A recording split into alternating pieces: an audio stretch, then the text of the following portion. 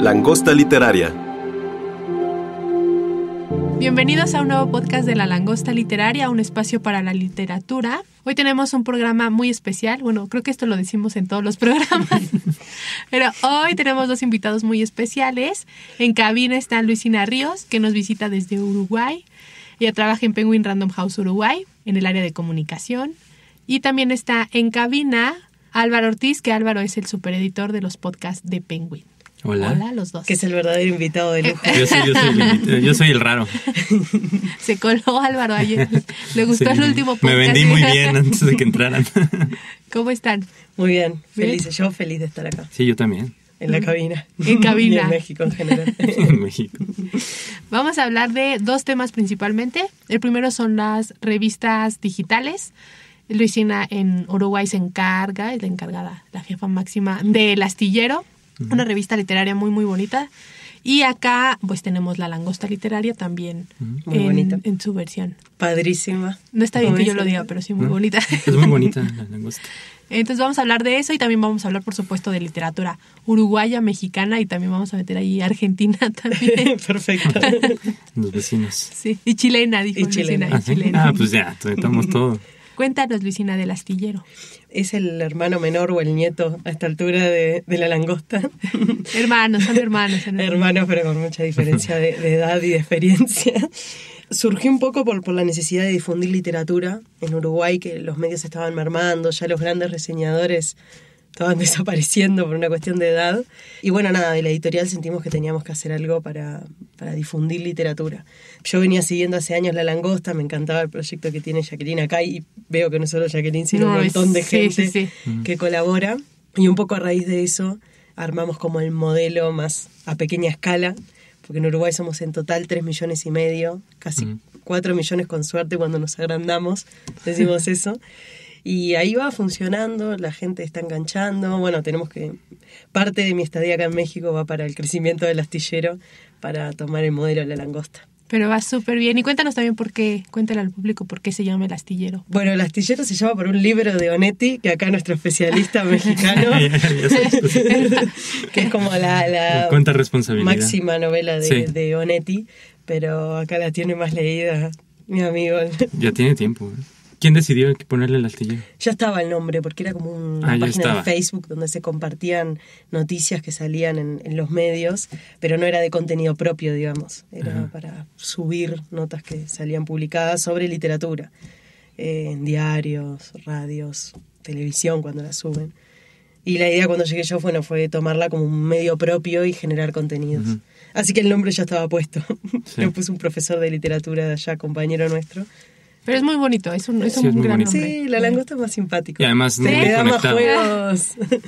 Pero El Astillero está muy conectado con Uruguay, ¿no? O sea, piensas Sí. de inmediato en Uruguay. Gris. En La Langosta no piensas en México. No, Yo ni sabía por qué era La Langosta, también ya lo hablamos pasado, pero o sea, no, es ¿Y más La Langosta local. de dónde viene puntualmente? hace referencia a David Foster Wallace. Sí.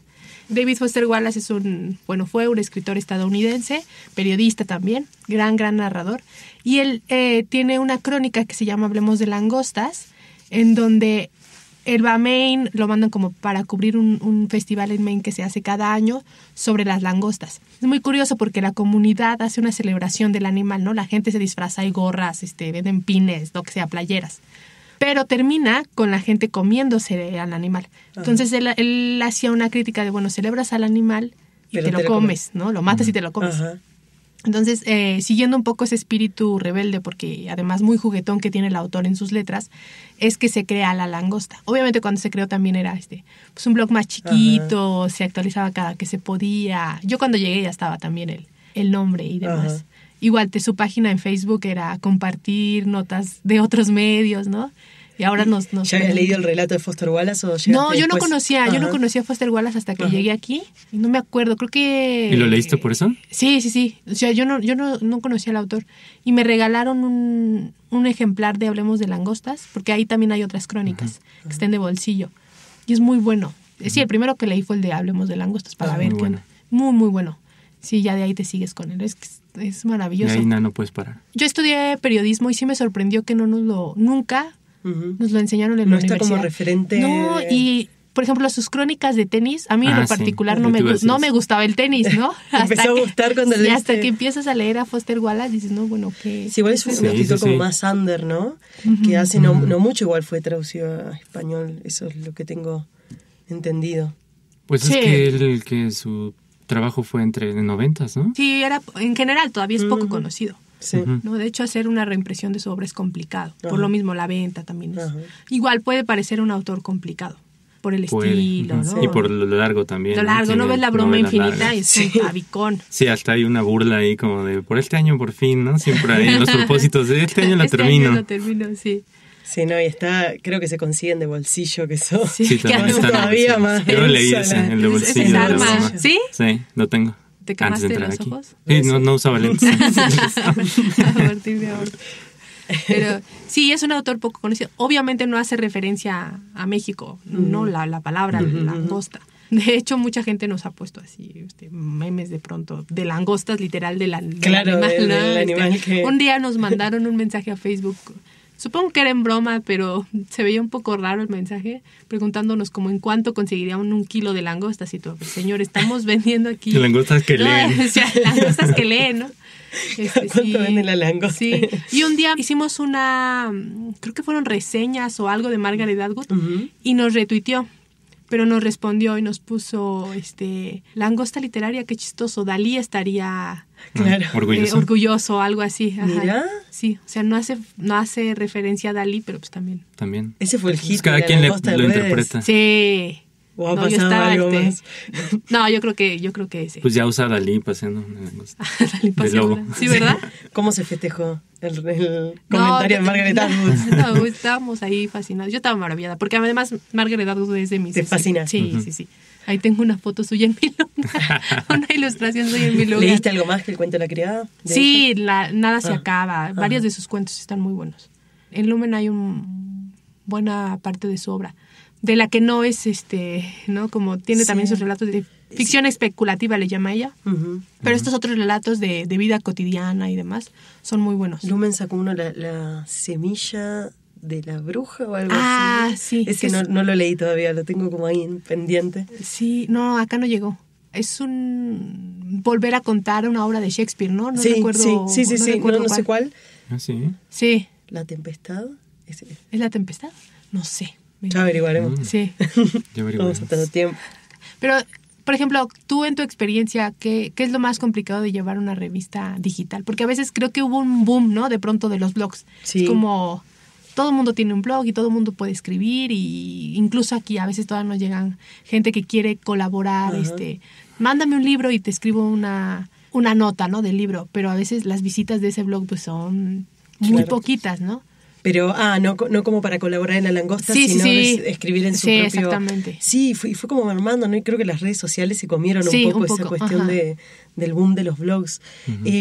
A mí lo que más me cuesta es tener como una constancia de entrega de los colaboradores. Sí.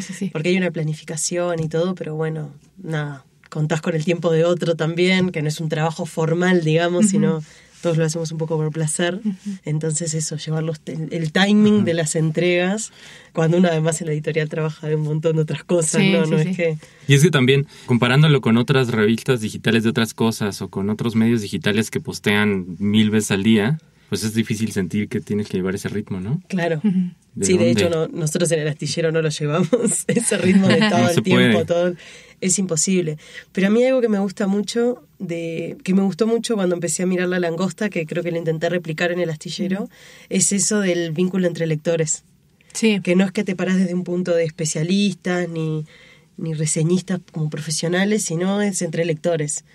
Entonces, bueno, nosotros en el astillero tenemos desde profesores de literatura, hay un escritor que nos hace literatura comparada, que sus notas son como de un nivel ya un poco accesible, pero después tenemos chiquilinas de 15 años que se limitan a contarnos un poco por dónde va y qué les gustó. O sea, es como súper open mind, digamos, en las colaboraciones, y eso me parece que le da riqueza, ¿no? Y lo que te diferencia de una revista literaria puntualmente. Esto es entre lectores, y eso fue algo que quise replicar un poco de La Langosta. Sí, acá también el espíritu de La Langosta es ese de compartir de lector a lector, es decir, no te voy a yo analizar la Ilíada aquí, cómo está construida y todas las teorías literarias desde las que se puede analizar, sino que te la voy a recomendar porque a mí me gustó y quiero que a ti también te guste, ¿no? Entonces sí es una recomendación que siempre decimos como si le recomendaras a un amigo un libro, obviamente bien escrito, ¿no? Que se entienda, ¿no? Está buenísimo, léelo, ¿no? Sí, de persona a persona, ¿no? Sí, de persona a persona. No te subes a ningún... Sí, eso es lo que creo que lo hace como más poderoso, como una herramienta poderosa, digamos, el intercambio y el... Bueno, ahora estamos con un proyecto de empezar a generar comunidad de verdad, conocer más a la gente, poder hacer algunos encuentros, que sé que acá los hacen. Ese es el proyecto, como generar más comunidad, digamos. Sí, eso también ha sido importante acá. O sea, para la revista de La Langosta, crear comunidad, ¿no? Entonces, lo que te contaba tenemos una posada cada año, así a fin de año, pues para conocer también a los colaboradores, que se sientan parte, porque tenemos distintos colaboradores. Están los internos, que son los redactores y editores. Que son un montón. Y están los colaboradores externos, ¿no? Gente que está en otras cosas, pero que nos ayudan a hacer reseñas o otro tipo de textos. ¿Y ellos te proponen o normalmente tú los A veces buscas? proponen, normalmente nosotros les mandamos las propuestas. Tenemos una junta cada 2 meses en la que yo presento una serie de temas, todo es propuesta, ¿no? Siempre eso es muy importante. Y los editores y redactores me dan retroalimentación de qué puede ser o quién puede hacer qué texto, etcétera. Pero también luego nos han escrito colaboradores de, oye, estoy leyendo esta obra y está maravillosa. Y hay apertura para sí, decir, siempre. Mandanos, obviamente, con una revisión. Sí, claro. Lleva mi visto bueno, dice aquí. Con mi visto bueno. No solo pasa por mis ojos. Con la gente de corrección también. Sí, también. Sí, sobre todo Joaquín y Lalo son los que más ayudan. ¿Y cómo les ha ido en las redes, en moverse? Nosotros, por ejemplo, estamos teniendo más fuerza en Instagram. Vimos que ahí había como un público... O sea, la web de La Langosta se promociona en 2 redes principalmente. Una es La Langosta Literaria y otra es Alfaguara. Porque también Alfaguara, varios de sus libros se publican en La Langosta. Entonces, cuando se publican, se promocionan en Alfaguara. En Alfaguara, la fuerza está en Twitter completamente. Pero en La Langosta está en Facebook. Pero Facebook tiene un Instagram. Sí, tiene Instagram, pero ese sí ha crecido muy poquito. Como que no el público está en Facebook. Y ahí les encanta que se generan intercambios. Sí. ¿Dónde discuten más, Twitter o Facebook? No, Facebook. Sí, en Facebook Twitter se han dado unos agarrones buenos. Es difícil enganchar a la gente en a veces, es que yo... Twitter, sí, más... sí, no sé por qué. No sé por qué yo tengo la idea de que son más como participativos en polémicas en Twitter. Sí, o sea, en las redes en general, sin hablar de algún medio en específico en general, sí, la participación es más en Twitter que en Facebook. Pero a nosotros, en La Langosta, sí es... Les va mejor en Langosta. Facebook. A mí me encanta cuando se pelean. Pues sí. Sí, porque... Son graciosas las polémicas en torno a la literatura. Sí. Que son cuestiones de cuestiones muy subjetivas también, claro. ¿no? Que no se llega a ningún No se va a punto, llegar a nada nunca, pero vamos a pelear. Lo lindo también de la literatura, esa subjetividad de... Siempre hay diferentes gustos. Entonces hay gente que dice, no, estoy bodrio, ¿qué es? ¿No? Y ya le contesta a alguien, pero ¿de qué estás hablando? No sabes nada de libros, ¿no? No, y hay autores que generan por otras cuestiones como Vargas Llosa. Sí, sí. Por cuestiones políticas o lo que fuera, generan como más polémica. Sí, post de Vargas Llosa, post privada. que tiene... Polémica asegurada. Y nunca han hecho esto, porque esto debería ser un podcast tal vez algún día, si se debe separar al autor de... su vida privada, verdad. O sea, la obra de la vida privada. Sí, hay que escuchar a Michael Jackson. Porque ahí hay muy buenas opiniones. Sí. Hace poquito salió un artículo en el New York Times, creo. Bueno, ya tiene un par de... Yo creo que ya hasta 2 años debe de ser. Cuando estaba todo lo del Me Too y demás, ¿no? Y entonces ponían ahí, ¿debemos de apreciar las obras de los monstruos o no? Entonces ponían ejemplo Woody Allen, ¿no? Y decían, bueno, toda la polémica que tiene a Woody Allen, ¿afecta a sus películas o no? Entonces era un ensayo bastante interesante. Y sí podríamos hacerlo. Ahí entraríamos en polémica, pero estaría bueno. Está bueno, sí. Sí, es un gran tema. Sí, encontrar a esa gente que... Bueno, yo personalmente opino que la obra de arte es la obra de arte, si no por ahí hay que incendiar los cuadros de Picasso. Yo también creo que... Yo también soy de los que hay que separarlo. O sea, que se le castiga al hombre por lo que hizo. Claro. Pero la obra, pues... Pero entiendo los argumentos de que también es complicado. Es que incómodo. O sea, por ejemplo, en el caso de Woody Allen, sé que no es propiamente libros, pero en el caso de Woody Allen, sus películas hablan mucho de su persona, ¿no? Siempre Es muy, muy común tener esta relación de amor entre un adulto y una chavita. Entonces entras en conflicto y quieras o no, terminas pensando en la propia historia de Woody Allen. A mí me saca mucho, sus películas ya me sacan muchísimo de la historia, siempre. Ya no lo puedes parar. No, me cuesta mucho. Ahí también está la discusión de... Él está retratando una realidad, más allá de su historia, ¿no? Está retratando una realidad que existe, lamentablemente. Sí. Y ¿vamos a dejar de retratar eso?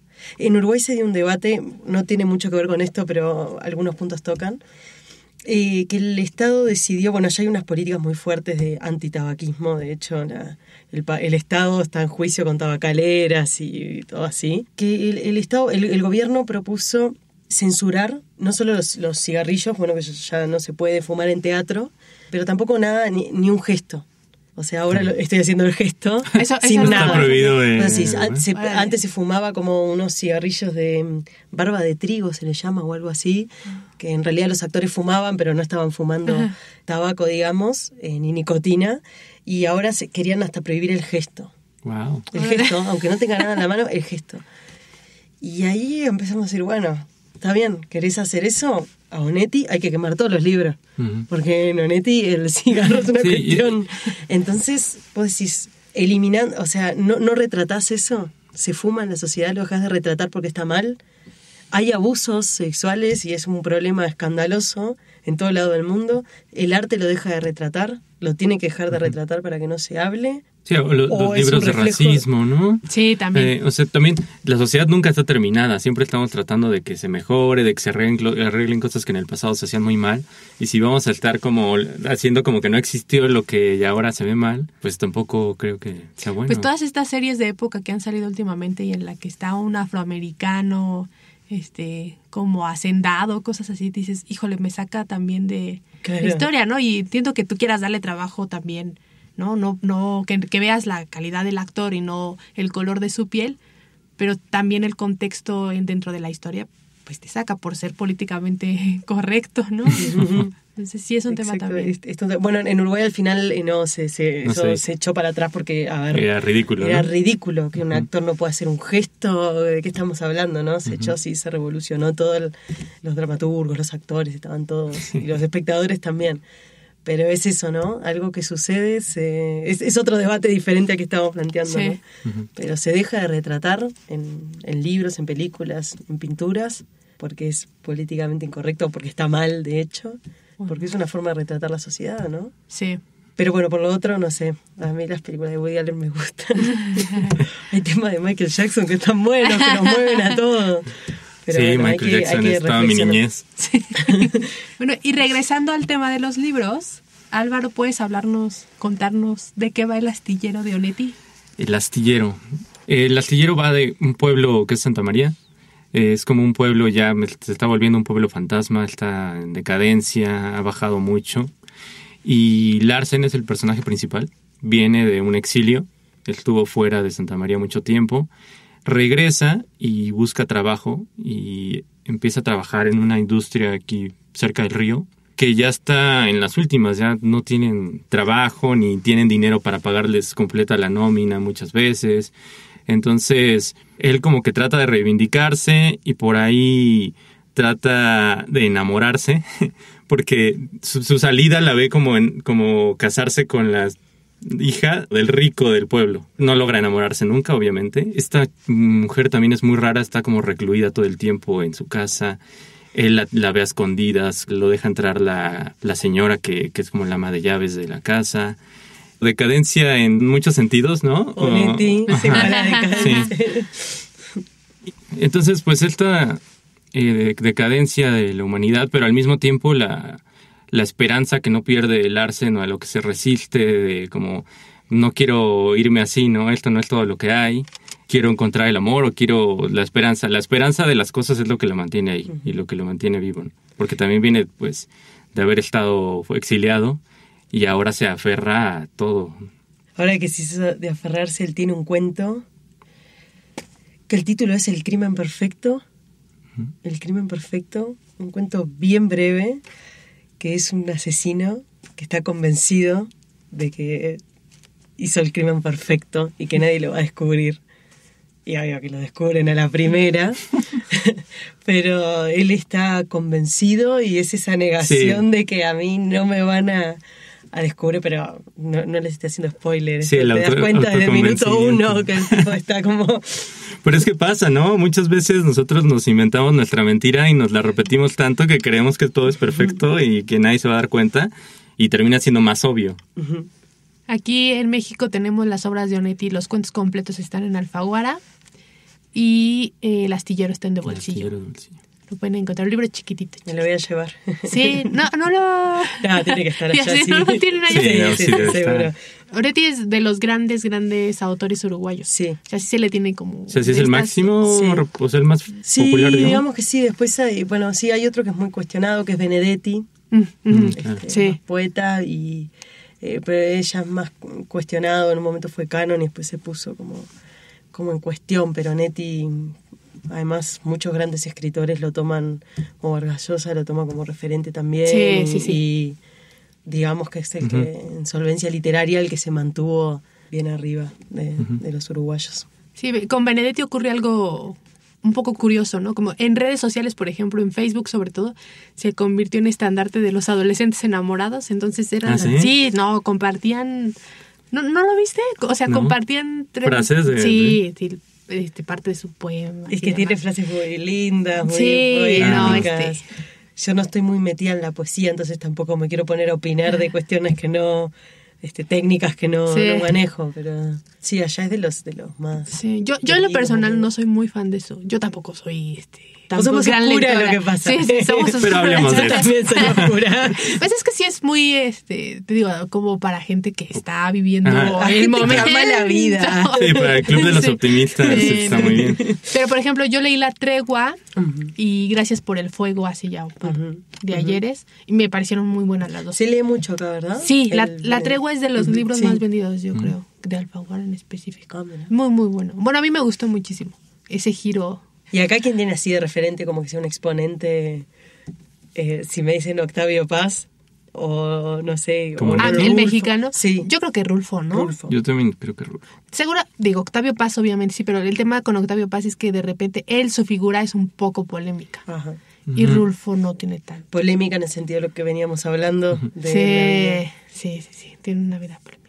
Yo a Octavio Paz ni siquiera le di oportunidad. Perdón el atrevimiento. Yo tampoco, porque leí de chica Los Detectives Salvajes.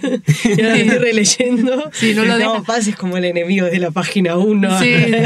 Entonces, sí, es como que me puse del lado de los real visceralistas del personaje de Bolaño y eso, y como que Octavio Paz ya le sentía como chau, no. Sí, es el villano en Los Detectives, ¿verdad? Sí, no lo había pensado así. Es el villano, sí, por supuesto. Acá, no sé tú, pero a mí me lo dejaron leer hasta en la universidad y en la prepa, creo que también. No, yo nunca le entré a Octavio Paz. Sí. Y le he preguntado como amigos así, y como tampoco nunca me recomiendan algo así como con tanta vehemencia, pues he leído otras cosas. Pues poesía y ensayos. Sí. A veces los géneros tampoco son tan... a mí lo personal no me gustó. No, y Rulfo sí es más respetado, ¿no? No, sí. Y es una figura también como muy querida, más nombrada internacionalmente. Sí. ¿Qué es lo que a ustedes más les mueve de Rulfo? Es que yo creo que Rulfo habla mucho de los pueblos. Todos en algún momento, bueno, yo en lo personal viví bastantes años en un pueblito, pero creo que todos hemos ido o visitado un pueblito en México, ¿no? Independientemente de las ciudades en las que se viva. Para mí sí te habla de lo que es ser mexicano. O sea, si hay un autor que... si hiciéramos un concurso internacional que representara a un país, yo sí votaría enteramente por Rulfo. Así, ahí les va Pedro Páramo, ¿no? Ajá. Que a mí me parece maravillosa. Esa yo la leí, por ejemplo, cuando iba en la preparatoria, como por recomendación, así. Que creo que es la forma más bonita de llegar, ¿no? Sin que te lo dejen de tarea ni nada. Por tarea. Por tarea, no, yo no. No fue tarea. Y no es lo mismo, porque lo releí después y dije, wow, como cuando lo leí por tarea, además de que siento que te lo dan muy joven a veces. Sí, puede ser. Y como que no agarras todo. No entiendes el juego. Pero ya más grande y con calma. Sí. Pasa eso. A mí me pasó con el Quijote, sin ir más lejos. tenerlo que leer como tarea y era como súper denso. Después lo leí y dije, esto es maravilloso. Sí. ¿Qué onda? Porque uno, capaz que la imposición a un adolescente sí, ya es como lo ves con mal. Sí. Y los cuentos de Rulfo yo no los leí todavía, los tengo como pendientes. Ya no hay llamas. Tiene ese y otro El gallo más. de oro. Que siempre vienen casi todos juntos. Sí, siempre. Solo tiene esas. Muy corto. Ahí viene la librería unos packs que vienen de... Creo que me voy a llevar. Porque además el de Pedro Páramo lo leí en digital y lo quiero tener. Sí, llévatelo de tenés aquí. que tener. Sí. En general, ¿cuál es la percepción, por ejemplo, de la literatura mexicana en Uruguay? Si hay percepción también. Uy, qué pregunta. ¿Qué onda? Estamos hablando en otro ¿Cuánta término. presión? No te puedo, es inviable que te responda eso. No sé qué decirte. No sé qué decirte. Te puedo decir personalmente, yo nunca tuve un acercamiento muy grande a la literatura mexicana. Rulfo es lo que tenía leído, la verdad. Bueno, y algunas cuestiones que leí más de chica, como Laura Esquivel. Ajá. Como para chocolate, esas cuestiones de la adolescencia que son libros lindos igual para leer en ese momento. Estoy leyendo, vieron que uno en su camino lector se va metiendo como por callejones, consciente o inconscientemente, y callejones que te quedan cómodos, que querés subir, o callejones que quedas atrapado. Y yo estoy hace unos años leyendo, así son como mis tags de mi callejón, latinoamericano, principalmente mujeres, principalmente argentinas y chilenas, ¿no? Pero llegué a Fernanda Melchor. Sí. Por recomendación, si lo puedo contar, de mi amiga Julieta Venegas, que le pedí sugerencia de una escritora mexicana y me dijo, no la leas a ella, léela a Fernanda. Tenía muy poquito de salido el libro, de hecho Uruguay no había llegado, me lo mandé llevar y me encantó. Entonces estoy como en un momento de querer descubrir otras autoras dentro de esos tags que tengo ahí, mexicanas. Me acerqué también a Luiselli, a los libros de Luiselli, ¿no? Ella no tengo el placer de conocerla. Y veo que hay algo acá como un fuerte, ¿no? De mujeres que están escribiendo, que están haciendo cosas, que acompaña un poco el movimiento de gente que habla ya de un boom latinoamericano. En Uruguay está como muy incipiente todavía, pero las vengo siguiendo como a todas las que van surgiendo en Colombia, en Argentina, en Chile, en Ecuador. Están... Sí, hay un boom bastante. Hay un boom y quería meterme un poco más. No responde a tu pregunta, nada que ver. No. Pero quería acercarme más a mujeres mexicanas que estén escribiendo ahora como contemporáneas. Cristina Rivera Garza también es otra gran autora. Me llevo ahora... Ruido, no sé qué. ¿es ese? Sí, o humo, o no sé qué. Me lo llevo. Me lo recomendaron, que además está súper vinculado a Rulfo. Sí, es un homenaje muy bonito a Rulfo. Sí. La tenía como en el radar y por suerte me arrimaron un ejemplar de ella. Y no es contemporánea, pero Elena Garro es gran escritora. Me llevo también. Ya digo, y ahorita yo estoy leyendo Entre los Rotos. De Alaide Ventura. Es una autora, es su segunda novela. Es una autora. Aquí está el premio Mauricio Char, que es un premio que se da a autores que publican por primera vez o segunda novela para apoyar. Y ganó ella el premio. Como óperas primas, digamos. Exactamente. Ganó ella el premio y es una gozada. Es una historia familiar, contada, pero aparte es muy interesante porque lo cuenta desde un álbum de fotos. Entonces es muy buena. ¿Y de qué generación es ella? Es jovencísima, sí, no sé cuántos años tendrá, pero 28 ¿no? Yo creo, una cosa así. Menos, súper. Y hay escuela acá, calculo, escuela en el sentido general de la palabra, de más o menos. Más o menos. Hay un movimiento interesante de escritoras, así es lo que mencionas, es muy cierto. O sea, sí hay un movimiento interesante de grandes autoras que están causando revuelo. Y a la idea es de ellas. Lo que noto también es que hay un intercambio muy fluido entre ellas.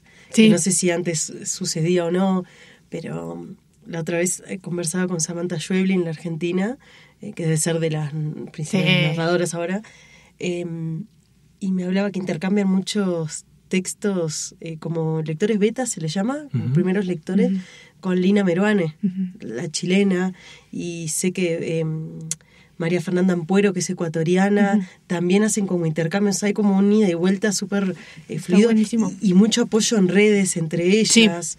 Entonces, yo hay algunas que llego porque alguna otra tuitea, estoy con tal o estoy leyendo esto, como que se está dando ahí como una sinergia entre escritoras latinoamericanas, y creo que hay un interés, o se está despertando el interés de nuevo de España o Europa en fijarse de nuevo en volver a Latinoamérica, me parece. Sí. Porque hay muchos que están haciendo haciendo ediciones europeas o traducciones por ahí, que se está dando súper eso. En Uruguay está muy incipiente todavía, pero tenemos algunas escritoras. A mí las que más me gustan están en Argentina y en Chile. Pero bueno, de acá Fernanda la leí, me gustó mucho, y Valeria Luiseri también. Sí. Vamos a dar uno de Entre los rotos de Alaide. Yo creo que te va a gustar. Oye, pero yo quiero que me platiques más de Felisberto, ya que vienes de Uruguay. Pero estoy segura que vos sabés más que yo de Felisberto. No, me estabas contando ahorita fuera cosas de su vida privada. De él. Sí, él era un crítico allá, lo pone dentro del grupo de los raros, porque el tipo rompió todo en su generación. No sé si tuvo el reconocimiento debido en su momento, eso no lo sé. Pero él era pianista también, y introvertido, medio loco.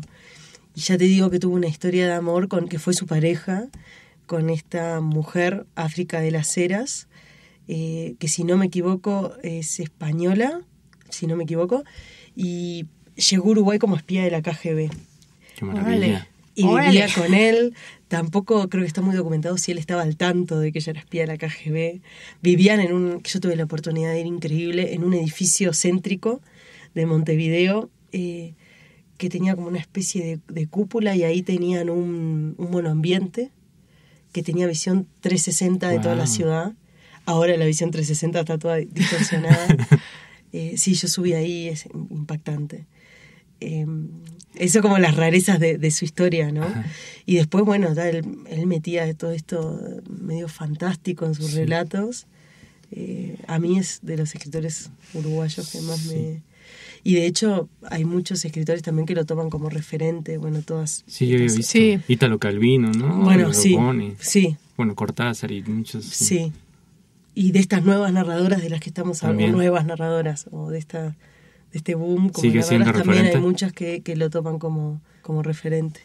O sea que en su tiempo sí era exitoso, o sí tuvo como ese nivel de exposición. No sé, yo eso no lo sé, pero me parece que era tomado como un raro en su...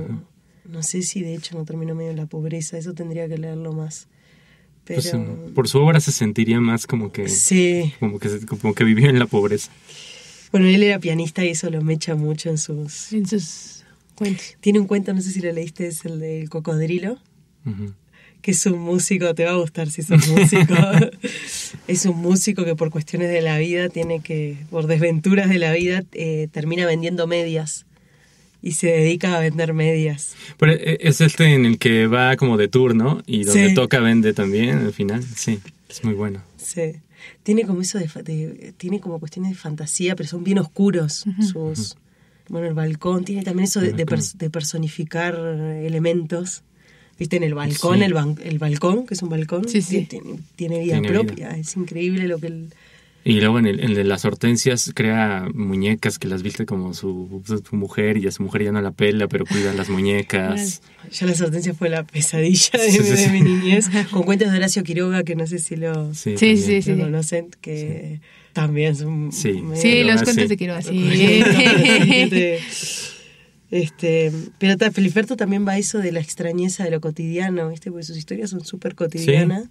Pero con esos elementos... Sí, que parece que no hay gran historia, pero al final... Pero de repente te mete algo que vos decís... A mí me pasa mucho con Mariana Enríquez, no sé si la tienen leída, la argentina, más bien cuentista ahora, sacó una novela, tiene novelas también. ¿Qué hace eso, no? Es como, lo que ella hace es como una especie de terror urbano. Entonces, es realismo y de repente un elemento que te distorsiona todo. Y creo que Felisberto hace... Sí, eso es por ahí. Va por ahí. Buenísimo. Tenemos un montón de lecturas pendientes, entonces pues vámonos a leer. Sí, muchas gracias. Gracias, Luisina. Gracias, Álvaro. Y gracias a todos por escucharnos. Nos escuchamos dentro de 15 días con un nuevo podcast de La Langosta Literaria. Hasta la próxima. Búscanos en nuestras redes sociales, Twitter, @langosta_lit, Instagram y Facebook, Langosta Literaria, y en YouTube, Me Gusta Leer México.